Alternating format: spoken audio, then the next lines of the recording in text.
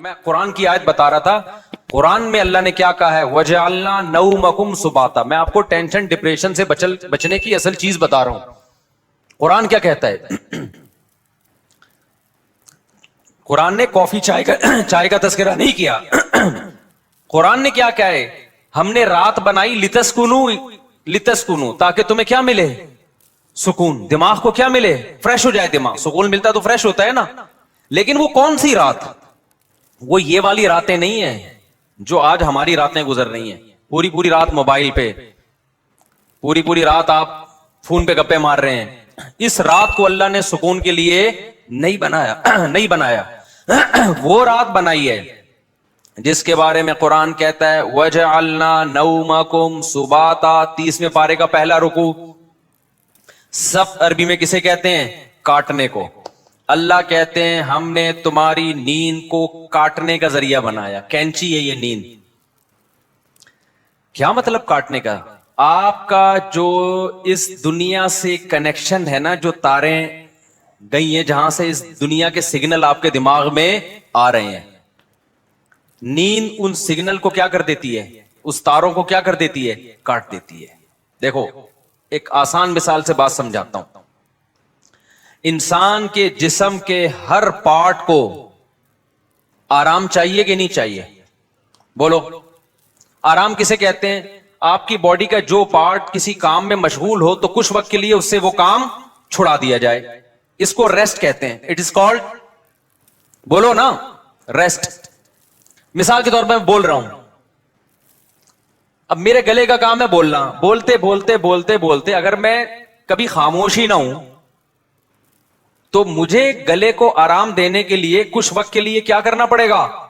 خاموش رہنا پڑے گا. ایسا ہی ہے نا.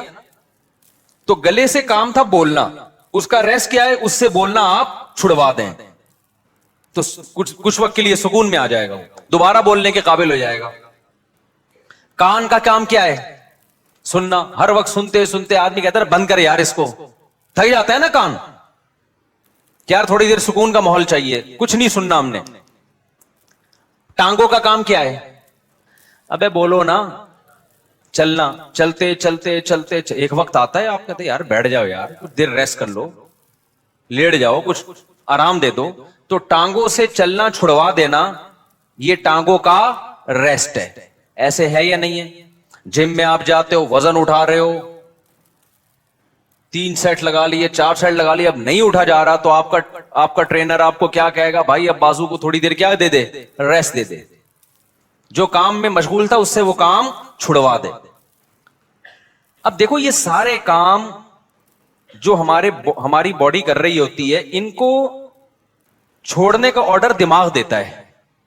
دماغ کہتا ہے چلنا بند کر دو, دماغ کہتا ہے سننا بند کر دو, دماغ کہتا ہے بولنا بند کر دو. دماغ کا اپنا کام کیا ہے؟ دماغ کا ریسٹ کیسے ہوگا؟ دماغ کا کام ہے سوچنا. کیا خیال ہے بھائی؟ اگر آپ لوگ سوچ رہے ہو تو سمجھ میں آئے گا کہ دماغ کا کیا کام ہے, سوچنا. مجھے آپ بتاؤ دنیا میں کوئی مائی کا لال ایسا پیدا ہوا ہے جو دماغ کو کہہ کے سوچنا بند کر دے؟ دماغ کو آرڈر کون دے گا؟ ہائے ہائے ہائے, آپ چل رہے ہو, ٹانگوں کو کون آرڈر دے گا کہ رک جاؤ؟ اتنا تو میرا خیال ہے جنرل نالج کا سوال ہے, یہ تو کوئی معاشرتی علوم کا سوال نہیں پوچھا میں نے. ٹانگوں کو کون آرڈر دیتا ہے کہ رک جاؤ؟ دماغ آرڈر دیتا ہے, تبھی ہم بریک لگا لیتے ہیں. میں بول رہا ہوں بولتے تھک گیا تو میرے گلے کو کون آرڈر دے گا کہ رک جاؤ؟ دماغ آرڈر دے گا.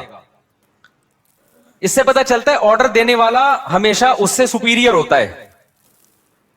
آپ کی باڈی کا جو پارٹ ہے نا, کوئی بھی پارٹ, اس کو آرڈر دے گا بادشاہ. وہ کون ہے؟ وہ دماغ ہے. پھر یہ اس کی بات مانے گا, رک جائے گا. کیونکہ ہمارے ٹانگوں کے پاس سوچنے کے لیے دماغ نہیں ہے, وہ خود نہیں رکیں گی, ان کو آرڈر اوپر سے آئے گا. لیکن دماغ کو آرڈر کون دے گا کہ سوچنا بند کر دے؟ نہیں ہے بات, دماغ آرڈر نہیں دے سکتا. دماغ کے لیے کوئی اوپر کی چیز ہو جو دماغ کو آرڈر دے کے سوچنا بند کر دے. کیونکہ دماغ جب اپنے آپ کو آرڈر دے گا کہ سوچنا بند کر دے تو اس کے لیے دماغ سوچے گا, تو سوچنے کا عمل کم نہیں ہوگا بلکہ سوچنے کا عمل بڑھ جائے گا. ابے کیسے سمجھاؤں, مجھے بتاؤ یار. کامن سینس کی بات کر رہا ہوں یا نہیں کر رہا؟ कॉफी पी के आए हैं कि नहीं आए हैं, मुझे ये बात बताओ। अगर कॉफी की आदत नहीं है ना, फिर बगैर पिए भी दिमाग फ्रेश होगा। अगर आदत पड़ चुकी है तो एक एक कप आपको पिलाना पड़ेगा, उसके बगैर खोपड़ी में बात नहीं आएगी। ये नुकसान है कॉफी का। फिर भी हम कहते हैं पी लो, हमें भी कभी दिमाग खोपड़ी काम नहीं कर रही होती, 2 चुस्के हम भी लगा लेते हैं। ठीक है, पैदा तो इसी सोसाइटी में हुआ है ना, फजाइल नहीं बयान करते हम। अच्छा खैर, तो अब दिमाग का काम क्या है? दिमाग को सुकून ऐसे मिलेगा, सोचना छोड़ दे। अब आप क्या करोगे? अब आप बैठ गए, टांगों को ऑर्डर दिया रुक जाओ, टांगे रुक गई। कमर थक गई है बैठे बैठे, कमर को ऑर्डर दिया भाई लेट जा, लेट गए भाई। अब दिमाग थक गया आपका, अब आप दिमाग को ऑर्डर दे रहे हो सोचना बंद कर दे। दिमाग का बाप भी सोचना बंद नहीं करेगा, बल्कि और सोचेगा। तभी तो ओवर थिंकिंग की एक बीमारी है ना। लोग कहते हैं हम जब सोने के लिए लेटते हैं तो उस वक्त तो बिल्कुल ही नींद उड़ जाती है हमारी। वैसे चलते फिरते रहेंगे, नींद आएगी, बैठे हुए नींद आ रही है, सोने के लिए लेटे और नींद के अलावा अब सब कुछ आना शुरू, क्योंकि दिमाग अब नींद के बारे में सोचना शुरू कर देता है कि सो तू नहीं सोया, सुबह देर हो जाएगी, दिमाग खराब होगा, ये होगा। उससे नींद आने के बजाय क्या होती है? इस टेंशन से नींद और उड़ती है। समझ में आ रही है बात? तो इसका हल अल्लाह ने क्या रखा है? अल्लाह ने कहा ये तुम्हारे बस में नहीं है कि तुम सो जाओ, क्योंकि तुम्हारे पास जो सबसे पावरफुल पार्ट है ना वो दिमाग है। उस दिमाग के कंट्रोल में मैंने तुम्हारे सारे पार्ट दे दिए हैं। दिमाग किसके कंट्रोल में है? वो मेरे कंट्रोल में है। वो किसी का बाप भी नहीं सुला सकता जब तक मैं नहीं चाहूंगा। लिहाजा तुमने क्या करना है? सोने के असबाब इख्तियार करने हैं। सोना तुम्हारे बस में नहीं है। असबाब के बत्ती बुझा दी, लेट गए, सुकून का माहौल हो गया, पंखा चला दिया, या नींद की गोली खा ली, बहुत ज्यादा हो गया तो यही होगा ना। तो उससे नींद की गोली भी आपको याद रखो सुलाती नहीं है। वो क्या करती है? आपके जो पट्टे हैं उनको रिलैक्स कर देगी, ख्यालात को मुश्तमे कर देगी। नींद डॉक्टर कहते हैं कि नींद खुद से आती है इंसान को, कोई दवा नहीं लाती नींद। दवा यही है कि वो असबाब पैदा कर देती है, उसके सुकून के असबाब पैदा कर देती है। लेकिन दवा डायरेक्ट नींद लाने वाली अब तक कोई दवा मेरी मालूमात के मुताबिक इजाद नहीं है, जो डॉक्टर कहते हैं। तो अब क्या होता है? अब अल्लाह ताला बीच में आते हैं। अल्लाह ताला कहते हैं वजअल्ना नौमकुम सुबाता, तुम असबाब इख्तियार करते हो, लेट जाते हो। हम क्या करते हैं? तुम्हारी नींद, एक कैंची लेकर आते हैं हम, क्योंकि हम जो सोचना बंद नहीं कर रहे ना, वजह उसकी कि हमारे दिमाग का इस दुनिया से कनेक्शन है। ये कनेक्शन जब तक खत्म नहीं होगा उस वक्त तक आप सोचना बंद नहीं कर सकते। आप जब सोने के लिए लेटे, दिन भर के ख्यालात हैं, अबे ये आया था, ये हुआ था, दूसरी शादी, तीसरी शादी, मेरे बयान किसी ने सुने हो, ठीक है ना, शादी नहीं हो रही या हो गई है तो मुसीबत। मेरे जिसने भी बयान सुने टेंशन में, वो भी टेंशन में जिसकी नहीं हो रही, और जिसकी हो गई है वो उससे बड़ी टेंशन में कि यार ये मैं क्या कर बैठा हूं। तो टेंशनों में और ये और वगैरह वगैरह 20 किस्म के आप निकालते चले जाओ दिमाग से। नहीं, अल्लाह कहते हैं मेरी कुदरत काम करती है। मैं क्या करता हूं? इसके जो लिंक है ना, जितने जहां से लीड आ रही है इसको, ये दुनिया से आ रही है ना, यहां से इसके दिमाग का मैं कनेक्शन क्या कर देता हूं, सारी तारें, पावर ही खत्म हो गई। अरे मेरे भाई, बच्चा कंप्यूटर पे बैठा हो, हिल के ना दे रहा हो, पुलिस बुला ली, बेटा हट जा यहां से, नहीं हिल रहा हो, तो आखिरी हल आपके पास क्या है? वहां से पावर खींच दो, पावर ही निकाल दो, ऐसी की तार ही काट दो बीच में से। अब चलेगा? अब पहिया लगा के तो चलेगा, वैसे नहीं चलेगा कंप्यूटर। वल्ला मियां भी कहते हैं वजअल्ना नौमकुम सुबाता, हमने तुम्हारी नींद को दिमाग और इस दुनिया के कनेक्शन का काटने वाला, ये नींद एक कैंची है जो क्या करती है? तुम्हारे दिमाग का इस दुनिया से कनेक्शन खत्म। असल बात जो मैं बताना चाह रहा था, अल्लाह कुरान में क्या कहता है कि तुम्हें सुकून दिमाग को उस वक्त मिलेगा जब कॉफी पियोगे, ना चाय पीने से, ना चरस पीने से, हीरोइन पीने से, ना दिमाग के सुकून के लिए अल्लाह ने नींद बनाई है। और वो वाली नींद जो तुम्हारा इस दुनिया से कनेक्शन खत्म कर दे। क्योंकि हमने बहुत से लोगों को देखा है सो रहे होते हैं लेकिन सब पता होता है कि क्या हो रहा है। इसका मतलब उनकी नींद नहीं होती है। घोड़े बेच के सोने वाली नींद का अल्लाह जिक्र कर रहा है कुरान में। आप देख लो ना आजकल जो नींदें हो रही हैं, सो रहे हैं और सब सुन भी रहे हैं कि हो क्या रहा है। بیگم کیا باتیں کر رہی ہے, کس کی غیبتیں کر رہی ہے, گھر میں ساس کتنے دن سے آگے ٹھہری ہوئی ہے, جا کیوں نہیں رہی ہے, مہنگائی بڑھ رہی ہے, اسٹیبلشمنٹ نے یہ کیا کر دیا اور فلانے نے یہ کیا کر دیا اور مہنگائی کو یہ کیوں ہو گیا وغیرہ وغیرہ 20 قسم کے مسائل, اور سو بھی رہا ہے. ذرا سی بات کرو تو کہتا ہے کیا, اچھا سوتے سوتے بتا رہا ہوتا ہے چپ ہو جاؤ میں سو رہا ہوں. ابے تجھے پتا کیسے چلا کر تو سو رہا ہے بھائی, کہتا ہے چپ ہو جاؤ میں کیا کر رہا ہوں, سو رہا ہوں. ایک دفعہ سو رہا تھا, گھر والوں نے مجھے اٹھایا کہ دروازے پہ کوئی ہے, تو میں نے کہا مجھے اٹھایا کیوں, کیا نیند خراب نہ ہو جائے نا. میں نے کہا نیند تو ہو گئی خراب,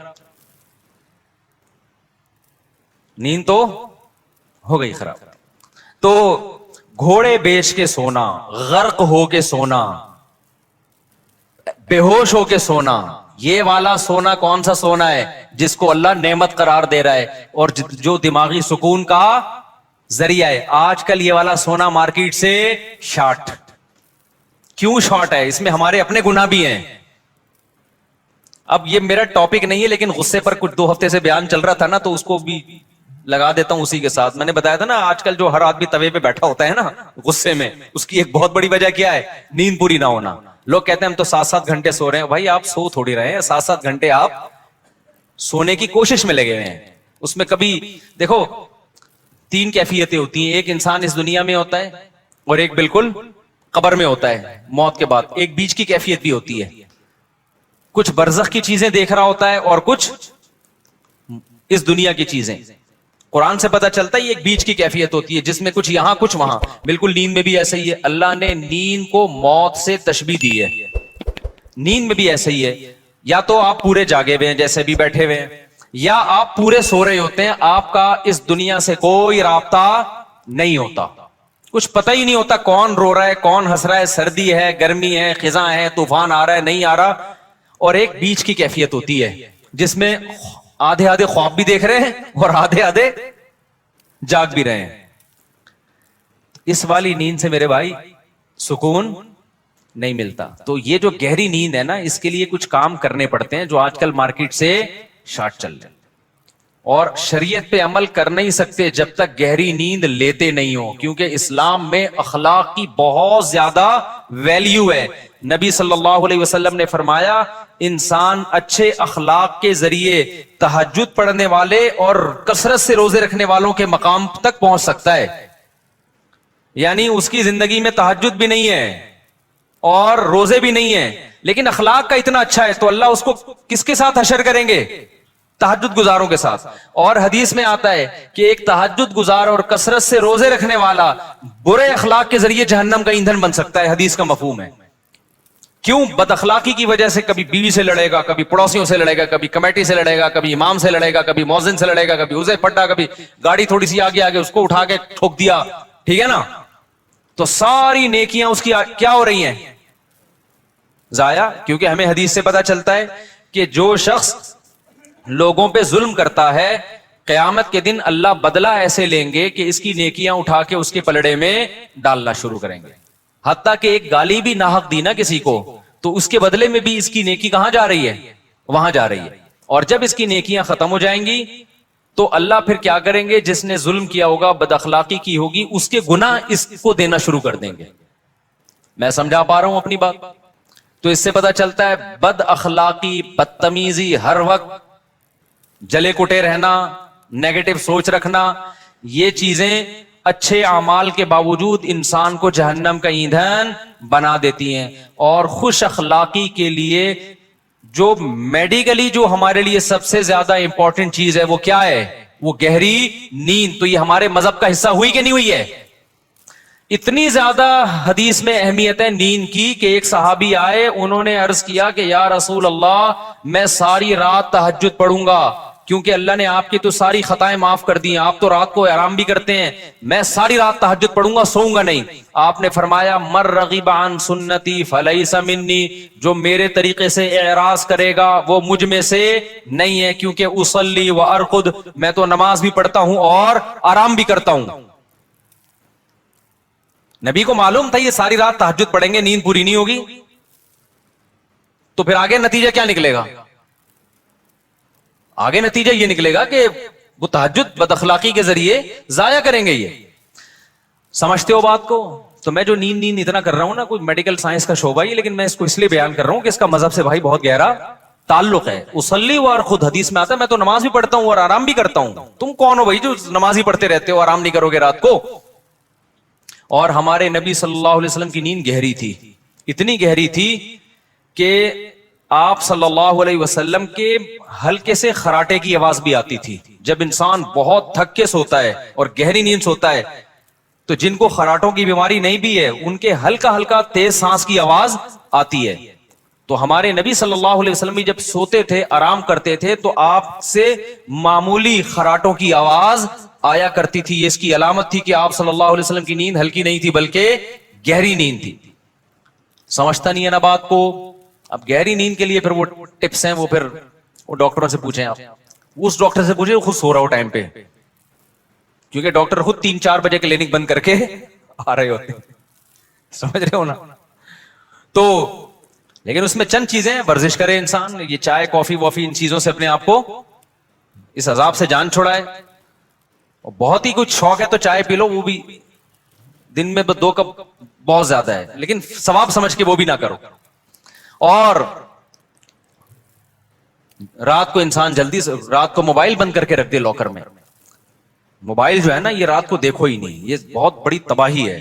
سو جاؤ رات کو، صبح 2 بجے 3 بجے اڑ جاؤ، اس کے بعد نماز پڑھو، تلاوت کرو، اللہ سے دعا مانگو، پھر موبائل دیکھ لو بیٹھ کے. بھائی کوئی مفید چیز اگر آپ نے دیکھنی ہے، کوئی جنرل نالج کی چیز دیکھنی ہے، کسی کا ولاگ دیکھنا ہے کہ میں بیت الخلاء میں بیٹھا ہوا ہوں کیسا لگ رہا ہوں، ٹھیک ہے نا، اس طرح بھی ولاگ بھی ایسے آ رہے ہیں کہ بس جو اٹرم پٹرم اٹھا کے ڈال دو. بس میں جا رہا ہوں، میں نانی کے جا رہا ہوں، میں خالہ کے جا رہا ہوں، میں پپو کے جا رہا ہوں. تو جا رہا ہے بھائی، تو ساری دنیا جاتی ہے، تو پہلی دفعہ تھوڑی جا رہا ہے. چلو کوئی دوسرے ملک میں جا کے ولاگ بنا رہا ہے، آپ نے وہ ملک دیکھا نہیں ہے، تو آپ کا یار بغیر ٹکٹ ویزے کے کنٹری دیکھنے کو مل رہا ہے، پھر بھی سمجھ میں آتا ہے. لیکن ایسے ایسے ولاگرز آ رہے ہیں، ان پہ تو مجھے تعجب اس لیے نہیں ہوتا کہ ان کو پیسہ مل رہا ہے نا، تعجب تو آپ پہ ہوتا ہے کہ یار آپ کے پاس اتنا ٹائم کہاں سے آ گیا. اور یہ بھی ایک بڑی بےغیرتی کی بات ہے، جس کا ولاگنگ کا چینل نہیں چل رہا نا، اپنی خوبصورت بیوی کو ادھورے لباس میں وہ لے آتا ہے. یار دیکھو، غیرت پہلے ہے، پیسہ بولو بعد میں. میں نہیں کہہ رہا کہ جو بھی عورت کو لے کر آ رہا ہے وہ گندی سوچ کا ہے، بری سوچ کا ہے، میں کسی پہ الزام نہیں لگا رہا. لیکن آپ کی بیوی اٹریکٹیو ہے، خوبصورت ہے، جوان ہے، اور ادھورے کپڑے میں آپ اس کو لا رہے ہیں، تو اس میں تو میرا خیال ہے کوئی دو رائے نہیں ہو سکتی کہ آپ کی نیت کیا ہے. یہ ایسے لوگ ہیں، اگر یہ بیگم کو نکال دیں تو ان کے چینل دھڑام سے نیچے. اور یہ ٹھرکی عوام، انٹرنیٹ پر اتنا فحش مواد پڑا ہوا ہے، اس کو دیکھنے کے بجائے کہیں بھی ان کو کوئی چاہیے کہ اپنی بیگم کے ساتھ آ رہا ہو. بھائی وہ جو مواد ٹھرکیوں کے لیے رکھا ہے وہ بھی غلط ہے، لیکن جب اتنا ہے تو پھر چل کیسے رہے یہ ٹھرکی چیزیں. اس سے پتہ چلتا ہے کہ قوم کی ٹھرک اتنے عروج پہ پہنچی ہوئی ہے کہ سب کچھ دیکھنے کے بعد بھی جب ان کو پتہ چلتا ہے فلاں کی بیوی آئی ہوئی ہے، دیکھو اس کو لازمی. یہ ٹھرک کی سپرلیٹو ڈگری ہے.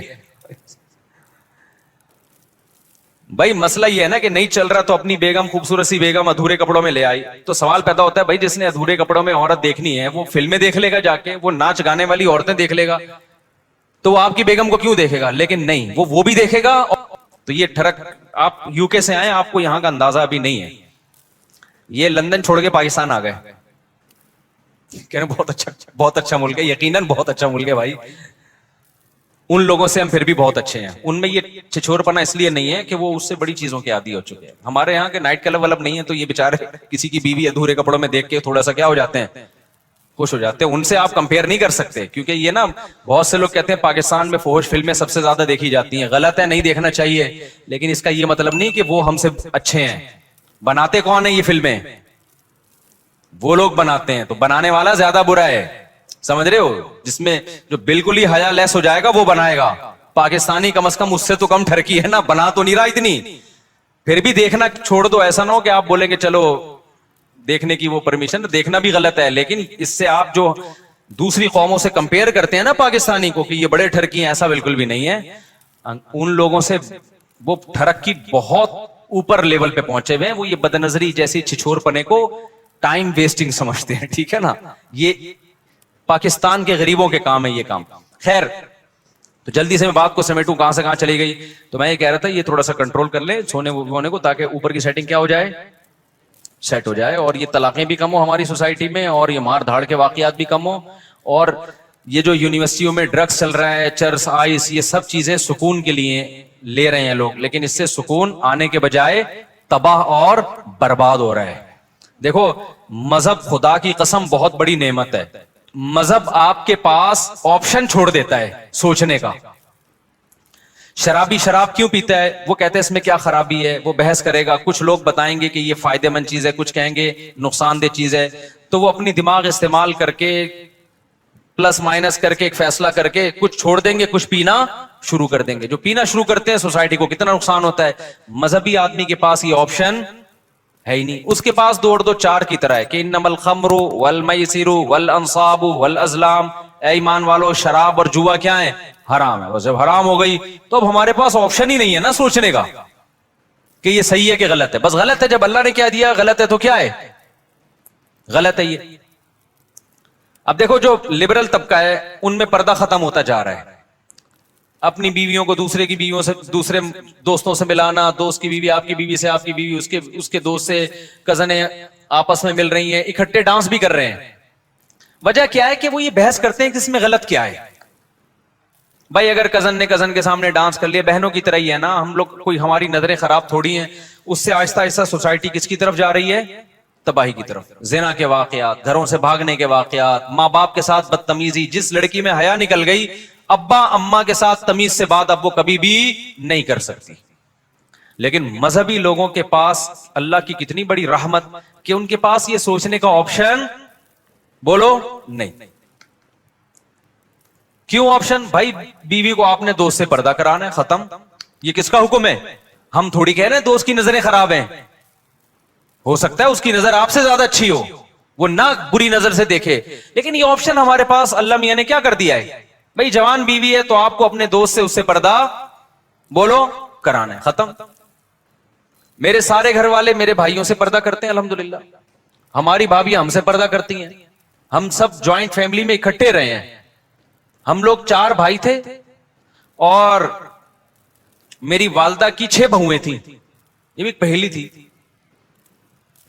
حالانکہ 4 بھائی میں بہویں کتنی ہوتی ہیں, 4 بہو, اس وقت 6 بہو. اگر ابھی والدہ زندہ ہوتی تو ایک کیلکولیٹر خریدنا پڑتا ان کو بہوؤں کو گننے کے لیے. خیر, تو ہم ایک گھر میں رہے ہیں اور 4 بھائی اور والدہ کی بہویں کتنی, 6 بہویں. تو سب والدہ کی سب بہویں دیوروں سے جیٹھوں سے پردہ کرتی تھی. یہ جو لوگ کہتے ہیں نا جوائنٹ فیملی میں پردہ ممکن نہیں ہے, یہ میں نہیں مانتا. ہم نے تو کر کے دیکھا ہے بھائی اپنے گھروں میں الحمدللہ. لیکن ہم نے دیکھا ہے کہ بہت سی لڑکیاں جب دیور سے یا جیٹ سے پردہ کرتی ہیں تو بڑا مسئلہ گھر میں یہ کھڑا ہوتا ہے کہ دیور یا جیٹ کہتا ہے کہ کیا میں تمہیں برا آدمی نظر آتا ہوں جو مجھ سے پردہ کر کے بیٹھ گئی ہو. میں سمجھا پا رہا ہوں اپنی بات. ہماری نظریں کیا خراب ہیں, ہمیں باہر دیکھنے کے لیے بہت ساری عورتیں جو آپ پردہ کر کے بیٹھ گئی, ہمیں پتہ نہیں کیا سمجھ رہی ہو. یہ جب بحث گھر میں شروع ہوگی تو آپ پردے کا ماحول نہیں بنا سکتے. اسلام نے ہمارے لیے یہ بحث کا دروازہ کیا کر دیا, بولو بند. اسلام نے کہا بھائی عورت کا زینت اس کا بھائی, اس کا باپ, اس کا شوہر, اس کا بھتیجا, اس کا بھانجا, اس کا چچا, یہ دیکھ اس کے سامنے آ سکتی ہے, پوتے نواسوں کے سامنے بھی. اس کے علاوہ سارے اس کے لیے کیا ہیں, نامحرم. اب اس کا تعلق اس سے نہیں ہے کہ دیور جیٹ کی نظر اچھی ہے یا گندی ہے, بھائی اللہ کا حکم ہے بھابھی نے دیور سے پردہ کرنا ہے. تو مذہب والا آدمی جو مذہب کو فالو کرتا ہے نا, بہت سارے کنفیوژن اللہ نے اس کے لیے کیا کر دیے ہیں, آسان, ان سے نکلنا آسان کر دیا. وہ کہتے ہیں بھائی شریعت کا حکم ہے, ختم. تو سکون سے زندگی گزرتی ہے, گھروں کا ماحول اچھا ہو جاتا ہے. غیر مسلم لوگ نا پہلے یہ کزنوں سے پردہ ختم ہوا, پھر ناچنا گانا شروع ہوئے, اب اس کے بعد ان کے گھروں کا ماحول آپ غیر مسلموں کا جا کے دیکھو, گھروں میں محبتیں کیا ہو گئیں, ختم. خیر میں اب اصل ٹاپک کی طرف آتا ہوں.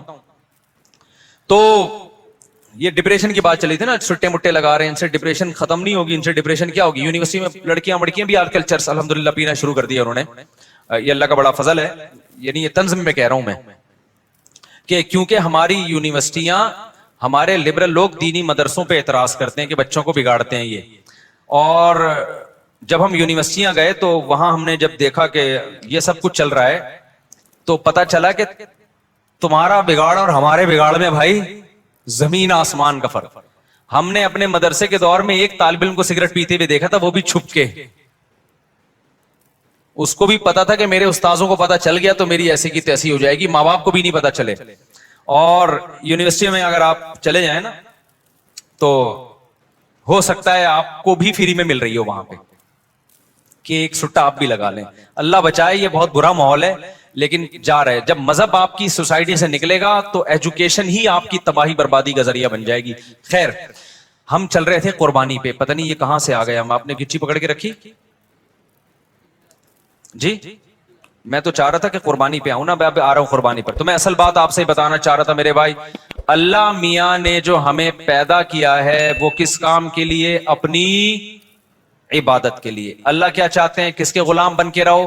اللہ کے. ہاں میں یہ کہہ رہا تھا اگر آپ اللہ کی غلامی نہیں کریں گے تو کلچر کے غلام بننا پڑے گا, خاندان کا غلام بننا پڑے گا, بڑی بڑی عالمی طاقتوں کا غلام بننا پڑے گا آپ کو. تو آزاد دنیا میں کوئی بھی نہیں ہے.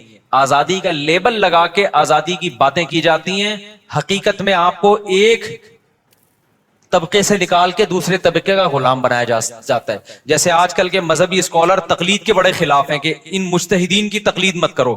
تو لیبل بڑا اچھا ہے کہ ہم تقلید نہیں کرتے, لیکن اصل میں مجتہدین کی تقلید سے ہٹا کے آج 15ویں صدی کے اسکالرز کا مقلد بنایا جا رہا ہوتا ہے. تو لیبل سب لوگ اچھے اچھے لگاتے ہیں, اس کے پیچھے بڑا مسئلہ ہوتا ہے. وہ لگا رہے ہوتے ہیں اپنا فالوور بنا رہے ہوتے ہیں آپ کو کہ ہم جو قرآن و حدیث کی تشریح کریں نا وہ پہنانا آسان ہو جائے, ہم قرآن و سنت کے نام پہ جو بھی پہنا دیں یہ پہن لے. تو جب تک یہ ابو حنیفہ سے نہیں ہٹے گا ہمارا پہناوا پہنے گا نہیں. یہ سمجھ میں آ رہی ہے بات؟ تو لیبل میرے بھائی سب کے پاس کیا ہیں؟ بڑے بڑے خاندانی قسم کے لیبل ہیں. تو پھر دیکھو کچھ بھی پہنا دیتے ہیں قرآن و سنت کے نام پہ, اور لوگوں کے پاس علم نہیں ہوتا تو وہ پہن کے گھوم رہے ہوتے ہیں. الحمدللہ. تو اب جو بات چل رہی تھی وہ یہ چل رہی تھی کہ اللہ میاں چاہتے ہیں کس کے غلام بن کے رہو. وہ میں خاتون کا واقعہ بتا رہا تھا نا کہ خلا لے لیا, کورٹ نے فوراً کھڑاک سے خلا پکڑا دیا, بچے باپ سے محروم. اب جب بچیاں جوان ہوئی ہیں تو اب وہ در بدر کی ٹھوکریں کھا رہی ہیں. زندگی کس کی تباہ ہوئی ہے اس خلا کے نتیجے میں؟ مرد کی نہیں, عورت کی تباہ ہوئی ہے.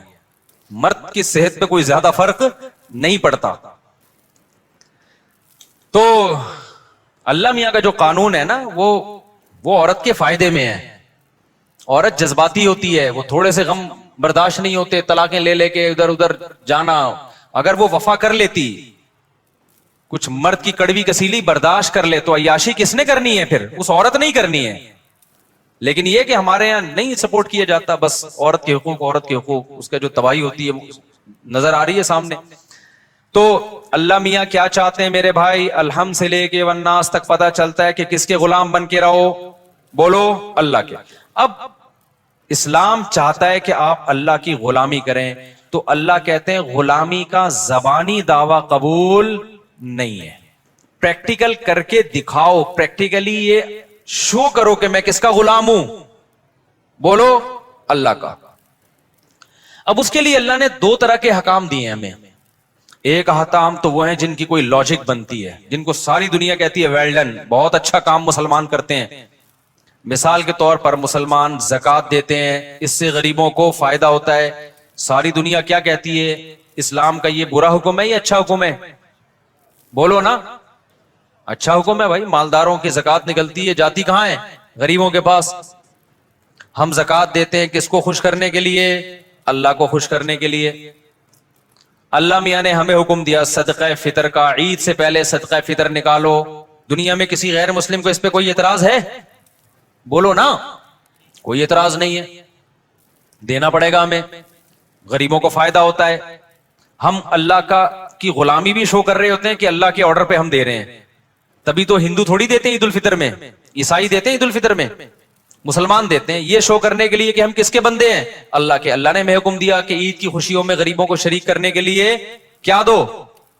صدقہ فطر. اور اللہ نے کہا جس کے جتنے زیادہ بچے ہیں وہ اتنا زیادہ صدقہ فطر دے. حیرت کی بات ہے یار. یا اللہ فیملی پلاننگ والے کہہ رہے ہیں کہ بچہ آنے سے غربت مہنگائی میں اضافہ ہوا ہے, تو جس کے زیادہ بچے ہوں اس پہ تو کم ٹیکس ہونا چاہیے نا. ابے یار کیا کریں, کیسے سمجھائیں بھائی, اس کے آنے سے تو مہنگائی بڑھی ہے, باپ کی جیب پہ بوجھ آیا ہے, تو اسلام کہہ رہے جتنے بچے ہوں گے صدقہ فطر اتنا ہی زیادہ ہوگا. کیوں؟ اسلام کہہ رہے سورس آف انکم تمہاری زیادہ ہے کیونکہ تمہارے بچے زیادہ ہیں. یہ صرف پیٹ لے کے نہیں آئے, 2 ہاتھ اور 2 پاؤں لے کے بھی آئے ہیں. یہ سورس آف انکم ہے, یہ وسائل ہیں, یہ اثاثے ہیں, یہ ایسٹس ہیں.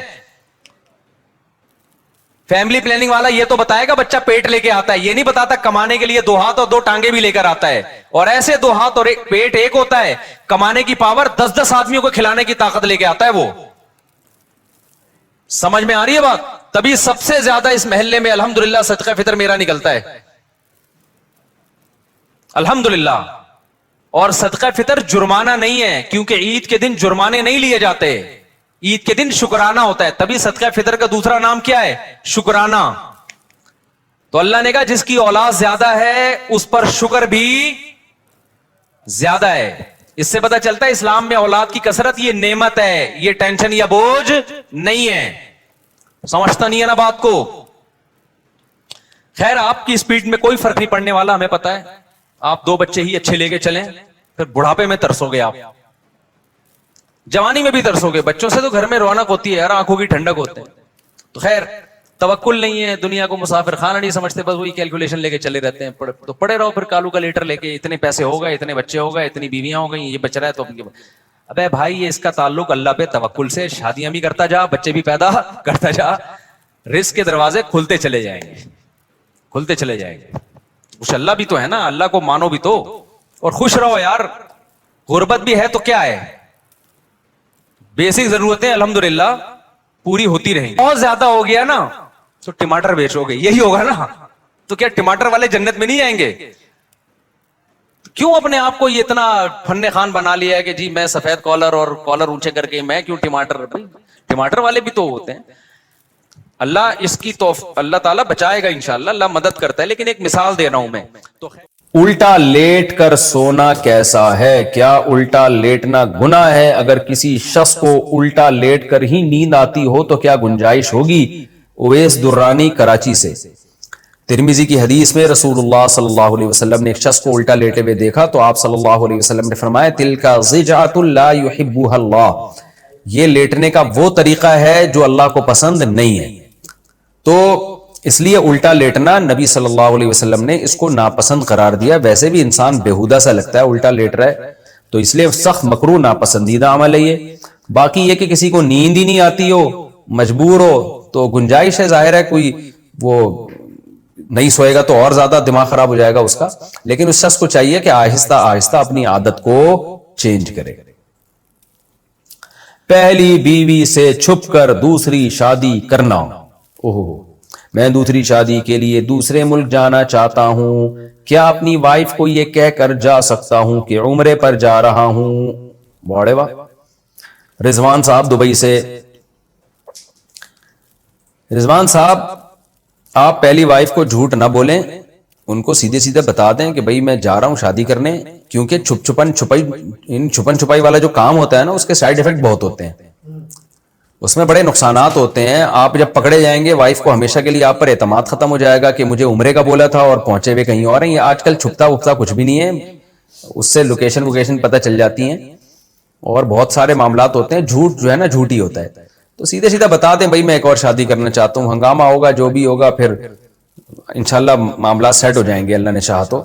لیکن بہرحال جھوٹ بولنا جائز نہیں. آپ یہ کہہ دیں اپنی وائف کو کہ میں عمرے پہ جا رہا ہوں, تو عمرے پہ چلے جائیں نا, وہاں سے ٹن مار کے ادھر کو نکل لیں, آپ اس طرح کر لیں. آپ رہا مسئلہ چھپ کے شادی کرنے کا, تو اچھا کام تو نہیں ہے, لیکن بات یہ ہے نا کہ جو لوگ دوسری شادی چھپ کے کر رہے ہوتے ہیں نا, جب میں ان سے پوچھتا ہوں کہ بھائی چھپ کے کیوں کر رہے ہو, کوئی غلط کام کر رہے ہو, تو جواب میں کہتے ہیں ہم غلط تو نہیں کر رہے لیکن معاشرہ اس کو غلط سمجھ رہا ہے. تو مرد اگر چھپ کے دوسری شادی کرتا ہے, پہلی بیوی سے چھپ کے یا سسرال سے چھپ کے, تو اس کی وجہ یہ نہیں ہوتی کہ وہ غلط کام کر رہا ہے لہذا چھپ کے کر رہا ہے, بلکہ اس کی وجہ یہ ہوتی ہے کہ جیسے حضرت عمر رضی اللہ تعالیٰ عنہ جب تک اسلام نہیں لائے تھے نا, تو صحابہ چھپ کے نماز پڑھتے تھے.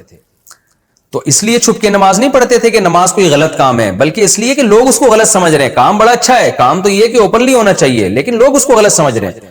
حضرت عمر جب اسلام لائے تو انہوں نے کہا اب میں چھپ کے نہیں پڑھوں گا, میں کھلے عام نماز پڑھوں گا, جس نے اپنی بیوی کو بیوہ کرانا ہے, بچوں کو یتیم کرانا ہے, تو مجھے روک کے دکھائے. تو اب یہی مسئلہ ہو گیا ہے کہ بہت سے مرد زنا سے بچنے کے لیے دوسری شادی کرنا چاہتے ہیں, بیوی اجازت نہیں دیتی, اتنا ناک میں دم کر دیتی ہے, پھر وہ مجبور ہوتے ہیں چھپ کے شادی کرنے پر. تو میں چھپ کی شادی کو اپریشیٹ تو نہیں کرتا, لیکن مجبور بھی معاشرہ ہی کر رہا ہوتا ہے, اس کو حلال سے روک رہا ہوتا ہے معاشرہ, اس لیے پھر مجبوراً چھپ کے کر رہا ہوتا ہے. لیکن بہرحال چھپ کے شادی کے سائیڈ افیکٹ بہت ہیں, یہ کرنا نہیں چاہیے کام. دوسرا مسئلہ یہ ہے کہ آپ دوسرے ملک جا کے جب شادی کریں گے تو شادی بیوی سے چھپا کے کریں یا بیوی کو بتا کے کریں, لیکن حقوق تو دونوں کو برابر دینے پڑیں گے نا. وہ کیسے دیں گے آپ؟ مثال کے طور پر آپ امریکہ گئے, وہاں آپ نے ایک اور شادی کر لی, ادھر آپ کی بیوی ہے, تو جیسے ہی آپ شادی کریں گے آپ پر برابری لازم ہو جائے گی. جتنی راتیں آپ نے پہلی بیوی کے ساتھ گزاری اب, یعنی اس شادی کے بعد, جتنی راتیں آپ دوسری بیوی کے ساتھ گزاریں گے وہ ساری راتیں آپ کو پہلی بیوی کو بھی دینی پڑیں گی. تو اب کیا ہوتا ہے کہ لوگ جو باہر جاب کر رہے ہوتے ہیں نا, 8 مہینے باہر رہے, 8 مہینے تو دوسری بیوی کے ساتھ رہے, اور 4 مہینے پہلی بیوی کے ساتھ رہے, تو یہ عدل تو نہ ہوا نا. تو اس کو آپ کیسے ایڈجسٹ کریں گے؟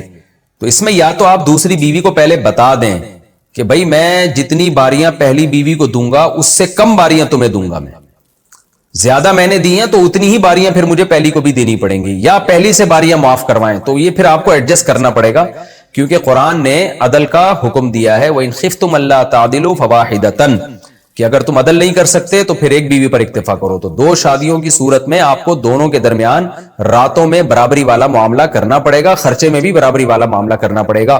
یا تو آپ کسی بیوی سے وہ برابری معاف کروائیں, وہ اپنے حق سے دستبردار ہو, نہیں دستبردار ہوتی تو پھر آپ کو وہ ٹائم دینا پڑے گا. تو غصہ جب حد سے بڑھتا ہے تو کیا ہوتا ہے میرے بھائی؟ تباہی. حکومتی سطح پہ ہوگا, صدیوں پیچھے مسلمان چلے جائیں گے.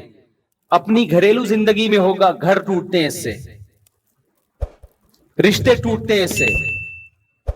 اسی وجہ سے رسول اللہ صلی اللہ علیہ وسلم کے پاس ایک صحابی آئے, عرض کیا یا رسول اللہ مجھے کوئی نصیحت کیجئے. آپ نے فرمایا لا تغضب, غصہ مت کرو. کیا مطلب, کیا کرو پھر؟ غصے پہ کنٹرول کرو, پھر سوچ بچار کے فیصلہ کرو, تمام پہلوؤں کو سامنے رکھ کے. غصے میں فیصلہ نہیں کرو.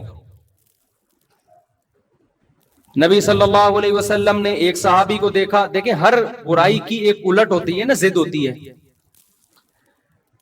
ارے کنجوسی ہے نا, ایک برائی ہے نا کنجوس ہونا, اس کے اپوزٹ کیا ہے؟ سخاوت ہے نا. تو بولیں گے تو پتہ چلے گا نا یار, بولیں گے بھائی سخاوت اس کی الٹ ہے نا. بزدلی ایک عیب ہے, اس کے الٹ کیا ہے؟ بہادری.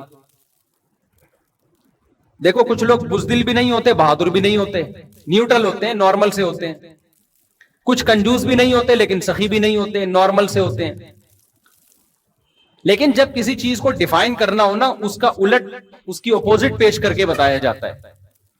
غصہ جو ہے نا, غصہ, اس کا اپوزٹ کیا ہے؟ الحلم والاناہ, بردباری اور جلد بازی سے اجتناب. یہ غصے کا کیا ہے؟ الٹ ہے. کہ جب بھی آپ نے کوئی ڈیسیجن لینا ہو, کوئی فیصلہ کرنا ہو, غصے کو رکھو سائڈ. بیٹا ویڈیو تو نہیں بنا رہے, غصے کو آپ کیا رکھو سائڈ. جب غصہ ٹھنڈا ہو جائے پھر آپ کہو کہ اگر میں اس کے ری ایکشن میں یہ کرتا ہوں تو پھر اس کے ری ایکشن میں کیا کیا ہو سکتا ہے. سالے پہ غصہ آیا, اگر میں نے رکھ کے ایک لگا دیا, 5 انگلیاں اس کے چہرے انور پہ میں نے چھاپ دی, غصہ تو کہہ رہا ہے لگا دے. لیکن جب آپ ٹھنڈے مزاج سے سوچو گے یار 5 انگلیاں جب اس کے چھپیں گی تو اب دیکھو نتیجے میں ہو کیا سکتا ہے. اس کی انگلیوں کا سائز ناپو سب سے پہلے, کہ لمبائی کس کی انگلیوں کی زیادہ. سافٹنس دیکھو, آپ اپنا ہاتھ دیکھو کیسا نرم ملائم, اس کا ہاتھ دیکھو گے کھردرا. سمجھ میں آ رہی ہے بات؟ تو آپ نے کہا اگر میں نے 5 ادھر رکھی تو وہاں سے بھی 5 جب آئیں گی تو ری ایکشن جو ہے وہ ایکشن سے زیادہ. یہاں نیوٹن کا جو قانون ہے وہ بھی فیل ہو جائے گا.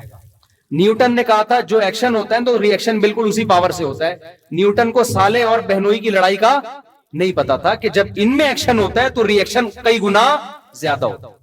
या न्यूटन भी आके, न्यूटन ने कभी अपने साले को थप्पड़ नहीं मारा होगा ना, अबे न्यूटन ही का है ना ये एक्शन रिएक्शन वाला। हमने तो 8वीं 9वीं क्लास में पढ़े हुए थे, पुराने हो गए, पता नहीं शायद चेंज ना हो गया हो।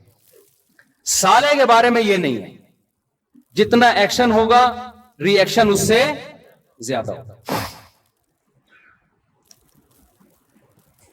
फिर आपने देखना है कि बेगम के ताल्लुकात पे क्या असर पड़ेगा। वो रूठ के घर चली जाएगी, लोग तैश में आके कहते हैं जाए, हम किसी के गुलाम थोड़ी हैं, हम कोई गुलाम है हम कोई गुलाम है। जाए, चली गई, 15 दिन गुजरे, 20 दिन गुजरे, अब आपको याद आना शुरू।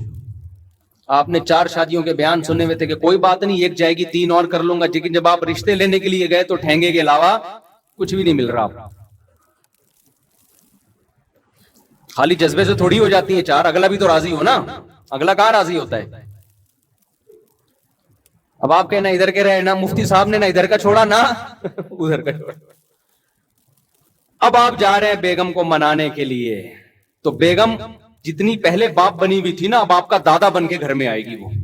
वो देख लेगी कि इसके अंदर जितना दम था मैंने अपनी आंखों से देख लिया, इससे ज्यादा ये कुछ भी नहीं कर सकती। अब वो पहले से ज्यादा आपके बाप बन के जिंदगी गुजारेगी, बोलेगी अब इसको देख लिया, ये इससे ज्यादा कुछ नहीं है, इसमें तप्पड़ नहीं है।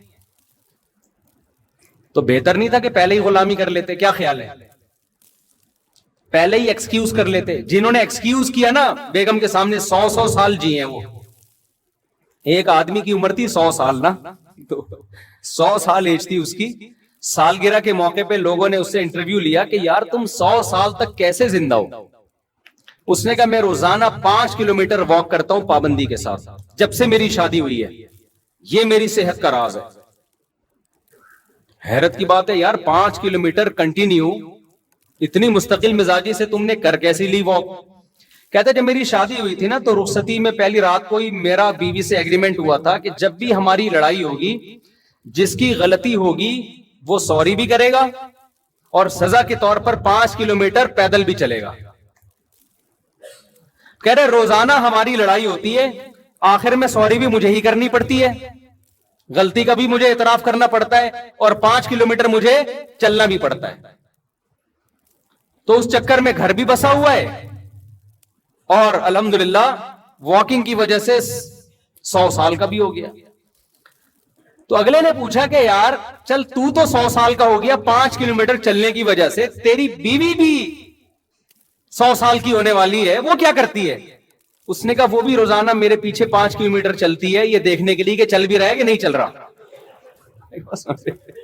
औरतें निगरानी बहुत करती है ना, वो ये देखने के लिए चलता है कि चल रहा है कि नहीं चल रहा। अकलमंद आदमी था ना। अब जाहिर है रोजाना जब लड़ाई हो रही है तो जरूरी तो नहीं है कि रोजाना इसी की गलती हो, लेकिन इसमें गुस्सा नहीं था, तभी तो 100 साल जिया ही है। इसने कहा भाड़ में जाए जिसकी भी गलती है, सॉरी कर लो, फायदा किसका हो रहा है? अपना ही हो रहा है। तो देखो कितनी लंबी जिंदगी। अगर ये पहले दिन मार धाड़ शुरू कर देता और बिलाखिर गैरत की मिसाल कायम करके जाता, तो 50-55 में इसका इंतकाल हो जाना। समझ रहे? तो गुस्सा जारी करने से पहले इंसान देख ले कि इसके साइड इफेक्ट ज्यादा हैं या फायदे। बाज दफा जारी करना भी पड़ता है, बाज दफा। ये तो मैंने एक लतीफा सुनाया, हमेशा ऐसा नहीं होता कि आप जो बेगम कह रही है मानते चले जाओ। नबी सल्लल्लाहु अलैहि वसल्लम ने फरमाया लन युफ्लिहा कौमुन वल्लौ अहम्मा उमूरिहिम इलल मरआ, बुखारी की हदीस, वो कौम हरगिज कामयाब नहीं हो सकती जो अहम मामलात औरत के सुपुर्द कर दे। समझते हो, आज मर्दों ने सारे अहम फैसले किसके हवाले किए हुए हैं? खवातीन के, लेडीज के हवाले किए। घरों की वाट लगनी है, शादियों पे खर्चा आपका बेतहाशा होना है। سمجھتے ہو کہ نہیں سمجھتے؟ ہمارے گھر والوں نے, میرے بچے نے قرآن کی, ہمارے گھر والوں نے کہا بھائی شادی ہال میں ہم نے تقریب رکھنی ہے بچے کے حفظ کی. میں نے کہا نہیں گھر میں ہی ہوگی. ہال میں بھی جائز ہے, میں نے کہا نہیں گھر میں ہی ہوگی. گھر والوں نے کہا نہیں شادی ہال میں ہوگی. میں نے کہا میری اب تک میری شادی ہال میں نہیں ہوئی ہے بھائی, میں کس منہ سے بچے کے قرآن کی تقریب کروں گا؟ سارے سسرال آ جائیں گے, بولے گا یار اپنی جب تو شادی کر رہا تھا اس وقت تو نے سادگی کا مظاہرہ کیا, جی شادی ہال میں نہیں گھر میں ہی ہوگا جو کچھ ہوگا, اور بچے نے حفظ کیا تو اب شادی ہال. جائز ہے شادی ہال میں بھی, شادی بھی جائز ہے اور بچے کی تقریب بھی جائز ہے. میں نے کہا گھر میں ہی ہوگا جو کچھ ہوگا. بہت ٹائٹ پھڈا ہوا, بہت زبردست. بالآخر بغداد پہ میرا قبضہ ہو گیا الحمدللہ. میں گھر میں بہت دبا دبا رہتا ہوں, بہت ساری باتیں مان رہا ہوتا ہوں. یہ ممبر پہ تو ہر آدمی فنٹر ہوتا ہے نا, لیکن کچھ چیزیں ایسی ہوتی ہیں جہاں آ کے آپ کو ایکشن لینا پڑتا ہے کہ یہ ہوگا ایسی کی تیسے, اس میں دو رائے نہیں ہو سکتی, یہ ایسا ہو بس. سمجھتے ہو؟ تو سب باتیں بیگموں کی مانا کریں, خام خواہ میں چنگیز خان بننے کی کوشش گھر میں نہ کریں.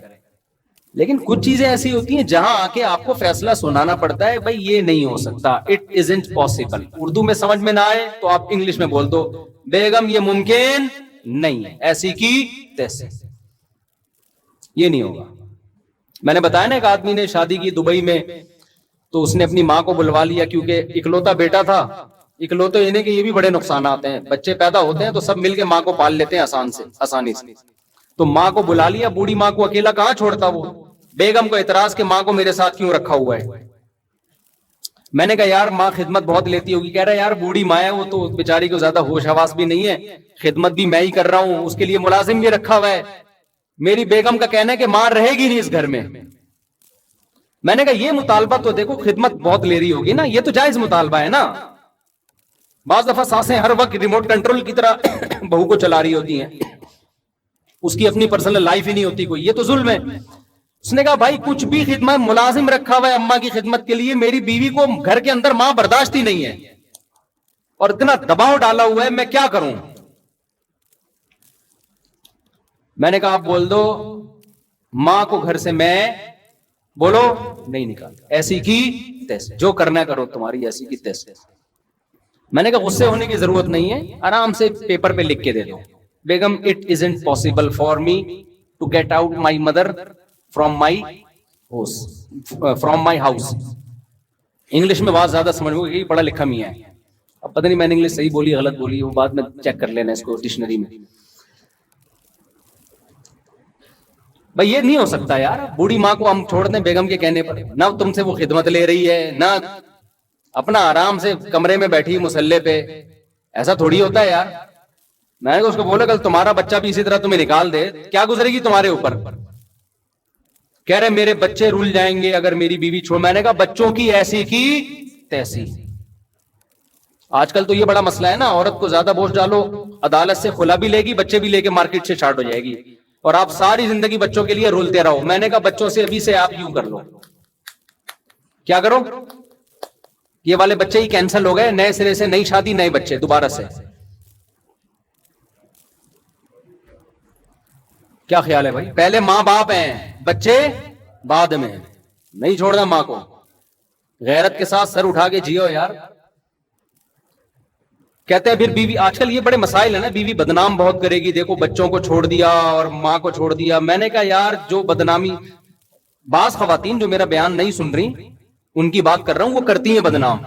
اور ہمارا کلچر ایسا ہے کہ عورت کے دو آنسو سننے دیکھے گا تو بس اسی کی طرف چلا جائے گا, وہ تحقیق نہیں کرتا کہ یہ صحیح کہہ رہی ہے غلط کہہ رہی ہے.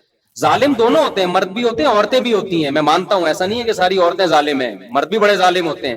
لیکن ایک نیچر ہے کہ مرد جب مرد کی بات سنتا ہے یقین نہیں کرتا, عورت کے آنسو دیکھتا ہے تو مرد بھی اسی کی طرف پگھلتا ہے, تو بدنام کرتی ہے. دیکھو بچے چھوڑ دیے اس نے, بچوں سے ملنے نہیں آتا, یہ نہیں کرتا, حالانکہ اندر کہانی کچھ اور چل رہی ہوتی ہے.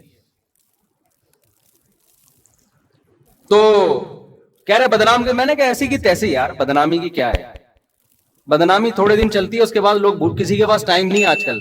ہر آدمی اپنے معاملات میں اتنا گھرا ہوا ہے. میں نے کہا یہ جو آخرت میں بدنامی ہوگی اماں کو یار اس بڑھاپے میں آپ اکیلا چھوڑ دو. کہہ رہے میں کراچی میں رکھوں اور ان کے لیے ملازم رکھوں. میں نے کہا نہ بوڑھی ماں ملازم کے ساتھ اس کی گود میں سر رکھ کے سو. یہ تو بڑھاپے میں تو ماں کا مزہ ہے یار. ماں باپ جتنے بوڑھے ہوں اتنے زیادہ اچھے لگتے ہیں. جتنی بوڑھی ہوگی نا ماں اس میں اتنا ہی اللہ محبت دل میں پیدا کرتا ہے اسے. تو اسی طرح ہم عورتوں کو بھی بدماشی سکھاتے ہیں, صرف مردوں کو نہیں سکھاتے بدماشی. ہم خواتین کو بھی کہتے ہیں آپ کے بیسک حقوق ادا کر رہا ہے تو ٹھیک ہے, پھر مرد آڑا ترچھا بھی ہو برداشت کرو.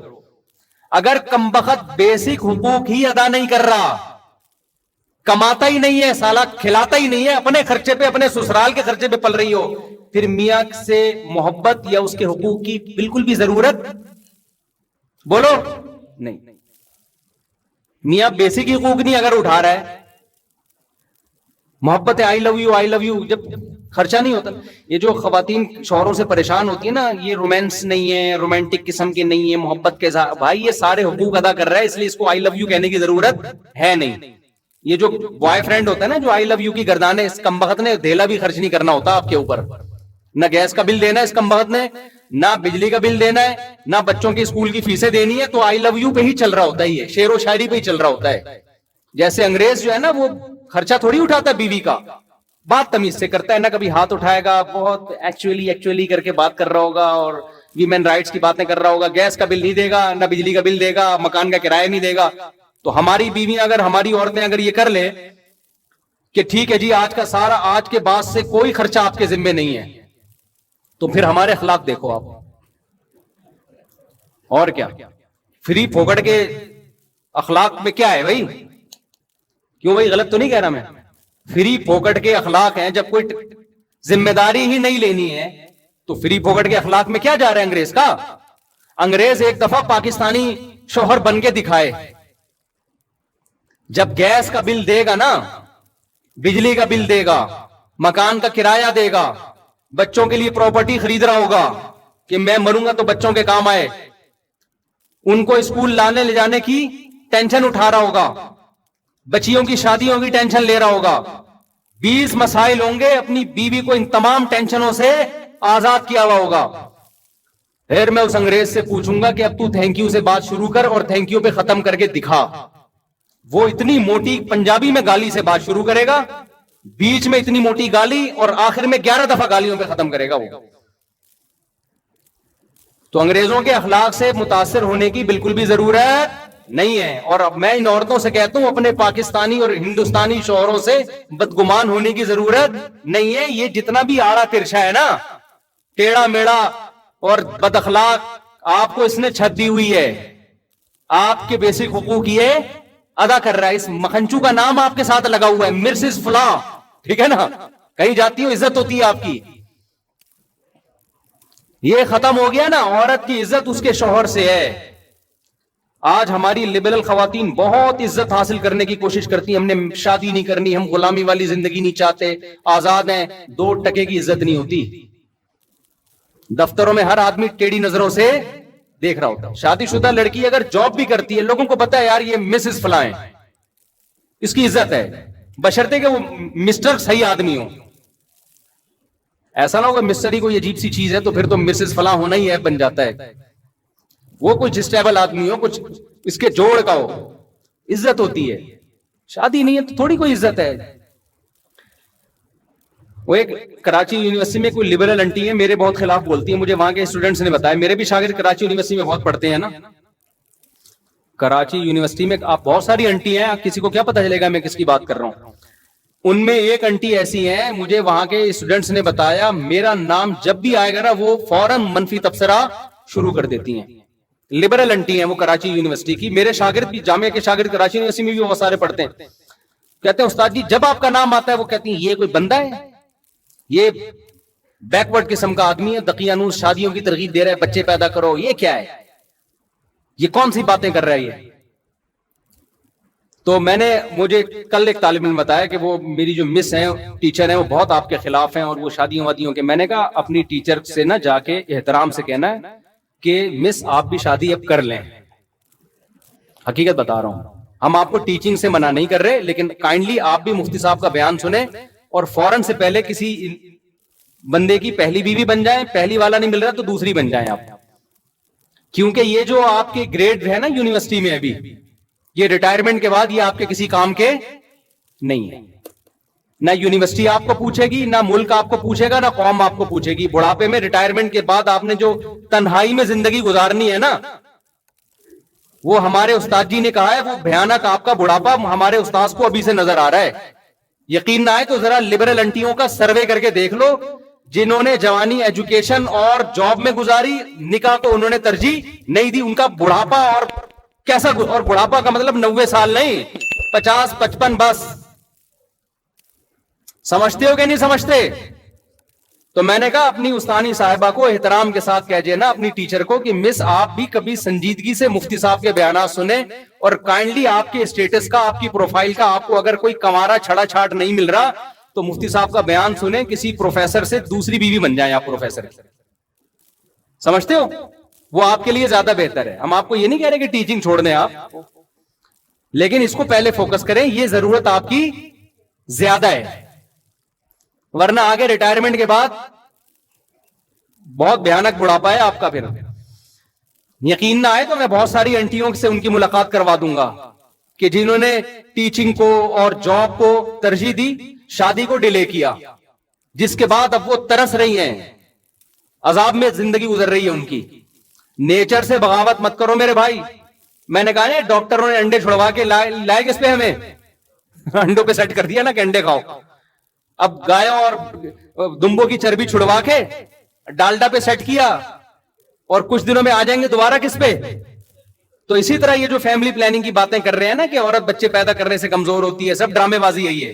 یہ تو نیچر ہے عورت کی اولاد پیدا کرنا. کل انہوں نے اسی پر آنا ہے کہ عورت کی صحت کس میں ہے, نسل بڑھانے میں ہے. دیکھ لو اپنی نانیوں دادیوں کو 90 سال زندہ رہی تھی, ان کو تو جانتی بھی نہیں تھی یہ حمل روکنا کیا ہوتا ہے. زیادہ اچھی لائف انہوں نے صحت کے حوالے سے بھی, مینٹلی بھی زیادہ اچھی لائف گزاری ہے. تو وہ یونیورسٹی کی جو ٹیچر صاحبہ ہیں, میں نے اپنے شاگرد سے کہا ان سے کہنا کہ میں آپ کو بہت ساری لبرل انٹیوں سے ملوا سکتا ہوں. ریٹائرمنٹ کے بعد دیکھو ان بیچاریوں کا حال کیا ہوتا. ہماری دادیاں نانیاں تو کچھ بھی نہیں آتا تھا ان کو, پڑھی لکھی نہیں تھی, کیسی بادشاہوں والی زندگی گزاری ہے بھائی. بہویں بھی ہیں, داماد بھی ہیں, پوتے بھی ہیں, نواسے بھی ہیں, سب نے مل کے بڑھاپے میں خدمت کی ہے. عزت بھی ملی ہے. عزت عورت کو اپنے خاندان سے ملتی ہے, باہر سے نہیں ملتی. کمپنی آپ کو جب تک عزت دے گی جب تک آپ کمپنی کے کام کی ہو. میڈم صاحبہ, کمپنی آپ کو جب تک عزت دے گی جب تک آپ کمپنی کے کام کی ہو. جب آپ کمپنی کے کام کی نہیں, وہ ہو سکتا ہے سال میں ایک آدھ دفعہ تقریب میں آپ کو ہار پھول بھیج کر دیے جائیں, اس کے بعد کوئی بھی نہیں پوچھتا. یہ جتنی سیلیبریٹیز ہیں نا جو مشہور جن کو بڑے بڑے ایوارڈ مل رہے ہوتے ہیں, ان کی عزت صرف اسی وقت ہوتی ہے جب ایوارڈ دیا جا رہا ہے. اس کے بعد گھر پہنچنے کے بعد یہ ویسے کے ویسے بیٹھے ہوئے ہوتے ہیں, نہ داماد ہیں, نہ بہویں ہیں, نہ بھائی ہیں, نہ بہنیں ہیں, کوئی خاندان ہی نہیں ہے بیچاروں کا. 4 شادیاں کر لو, بڑھاپے میں عزت ملے گی تمہیں. جوانی میں تو پھڈے ہوں گے, صحیح بتا رہا ہوں میں. جوانی میں تو حسد جیلیسی سب کچھ ہوتا ہے نا, بیویاں لڑیں گی. تھوڑی عمر زیادہ ہوگی وہ کہیں گی اب کیا رہ گیا لڑنے کے لیے, اکلوتا میاں ہے ہمارا. آپ کو رینٹ بندہ نہیں لینا پڑے گا, کرائے پہ جاپانیوں کی طرح تنہائی دور کرنے کے لیے بندہ بلانے کی ضرورت بولو نا نہیں ہے. بچے ہوں گے آپ کے یار, کتنے ہی نالائق بھی پیدا ہو گئے, ایک آدھ تو کام کا نکلے گا نا. اول تو انشاءاللہ سارے کام کے نکلیں گے, لیکن فرض کر لو یار اگر 2 بچے ہوئے وہی بگڑ گئے, اسپیئر میں کچھ بگڑنے کے لیے بھی رکھو. حقیقت ہے اتنے ہو کہ 2-4 بگڑ جائے تو برداشت کر لو کہ یار باقی ٹھیک ہے, ایک کیا نکلا. اب ہمارے بچوں میں ایک بچہ پڑھ کے ہی نہیں دے رہا کم وقت, برداشت ہو رہا ہے ہم سے کہ چلو یار اس کو پنچر کی دکان کھلوا دیں گے ہم, باقی تو پڑھ رہے ہیں نا الحمدللہ. اگر میرا وہ ایک اکلوتا ہی ہوتا میں تو کہتا طارق صاحب تم تو گئے بیٹا, ایک ہی نکلا وہ بھی کسی کام کا نہیں. حالانکہ کام کا ہے الحمدللہ, یہ نہیں کہہ رہا کام کا نہیں, پڑھائی میں دماغ نہیں چل رہا اس کا. تو ہر آدمی کو اللہ نے ہر صلاحیت تھوڑی دی ہے. سارے ہی پڑھاکو ہوں تو سارے ڈاکٹر بن جائیں گے, سارے انجینئر بن جائیں گے, تم نیچے کام کرنے والے لوگ کہاں سے لے کر آؤ گے؟ اور بعض دفعہ ایک بچہ پڑھائی میں نہیں چل رہا ہوتا, وہ اس لیے نہیں چل رہا ہوتا, وہ ایکسٹرا آرڈینری ذہین ہوتا ہے. وہ میں اگر اسکول میں پڑھائی میں چلتا تو آج میں یہاں بیٹھ کے بیان نہیں کر رہا ہوتا. ہمارا تو دل لگتا ہی, ہم تو شرارتوں میں آگے تھے بہت.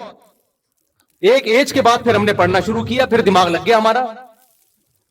تو آپ کو تھوڑی پتا ہے اللہ آپ کے بچے کو کیا بنانا چاہتا ہے بھائی. اللہ آپ کے بچے کو کچھ اور بنانا چاہتا ہے. میرے جتنے کزن جو پڑھاکو تھے کسی کام کے نہیں ہے, معذرت کے ساتھ میرے کوئی کزن اگر بیان سن رہے ہوں, زیادہ تر وہی کام کے ہیں جو پڑھاکو نہیں تھے. وہ کمپیوٹر پہ ٹھک ٹھک ٹھک بیٹھے, پتہ نہیں کیا کیا بن گیا یار, کمپیوٹر بھی سیکھ کے نا امریکہ کی کمپنیوں سے آرڈر پکڑنے شروع کر دیے انہوں نے. اور ایک بیٹھا ہوا ہے وہ رٹے لگا رہا ہے, از کالڈ نیوٹنز لا. آدھا قانون یاد ہے اس کو, شروع کا یاد نہیں ہے. لیکن پڑھائی کی ویلیو ہے. اب میرے بیان سن کے بعض بچے اور شرارتی ہو جاتے ہیں, پڑھیں گے تو کچھ آگے چلیں گے نا, لیکن ٹینشن لینے کا نہیں. ہمارا ایک بچہ نہیں پڑھ رہا, ٹینشن نہیں لیتا, میں دیتا ہوں اس کو, تھوڑے بہت تانے وانے دے دیتا ہوں. اچھا بس بیان ختم کر رہا ہوں, کوئی بہت زیادہ ہو گیا, آپ مجھے 1:20 پہ بتا دیا کریں نا. اچھا مجھے, میں نے دیکھا نہیں نا. تو خیر کہاں سے کہاں بات چلی گئی. تو اصل بات میں عرض کر رہا تھا کہ غصے کو میرے بھائی مارکیٹ سے کیا کرو, حتی الامکان 100% ختم نہیں ہوگا, لیکن سارے جو ہماری سوسائٹی میں فسادات پیدا ہو رہے ہیں اس کے پیچھے ہے کیا مسئلہ؟ غصے کا. تحمل سے بات سنو, تحمل سے جواب دو, تمام پہلوؤں پہ غور کرو, پازیٹیو نیگیٹو, اس کے بعد فیصلہ کرو. تو نبی صلی اللہ علیہ وسلم نے ایک صحابی کے چہرے پہ ان کی تعریف کی, فرمایا تمہارے اندر 2 چیزیں ایسی ہیں جو اللہ اس کے رسول کو بہت محبوب ہیں, ایک الحلم والانات, ایک بردباری اور ایک جلد بازی سے اجتناب. جب بھی تم فیصلہ کرتے ہو بہت زیادہ سوچ بچار. تو یہ اگر آپ زندگی میں یہ طریقہ اختیار کریں گے تو انشاءاللہ دنیا میں بھی کامیابی ہوگی اور آخرت میں بھی. اللہ تعالیٰ سمجھنے کی عمل کی توفیق عطا فرمائے. آج بہت زیادہ میں نے ٹائم کھینچ لیا, مجھے ٹائم کا پتہ نہیں چلا.